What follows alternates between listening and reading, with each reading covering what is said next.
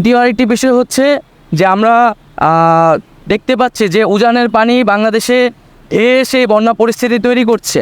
এবং কোনো ধরনের আগাম সতর্কতা এবং প্রস্তুতি নেবার সুযোগ না দিয়েই এই যে বাঁধ খুলে দেওয়া হয়েছে, এটির মাধ্যমে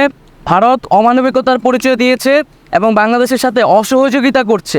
আমরা আহ্বান করব, আমরা আশা করব যে দ্রুত সময়ের মধ্যে ভারত বাংলাদেশের জনগণ বিরোধী এ ধরনের নীতি থেকে সরে আসবে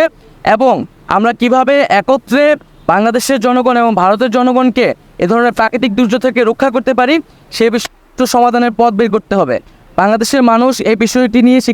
জনগণ ভারতের এই নীতি নিয়ে কিন্তু ক্ষুব্ধ এবং বাংলাদেশের জনগণ দীর্ঘদিন ধরে বাংলাদেশের যে পানির ন্যায্য হিস্সা সেটির জন্য আন্দোলন করছে, সেটির জন্য কথা বলে আসছে। তো আমরা আশা করব যে ভারত বাংলাদেশের সম্পর্কের ভিতরে কোনো টানাপোড়েন যাতে না রাখা হয় এবং একটা ন্যায্যতার ভিত্তিতে যাতে ভারত বাংলাদেশের রাষ্ট্রীয় সম্পর্ক প্রতিস্থাপন করা হয়।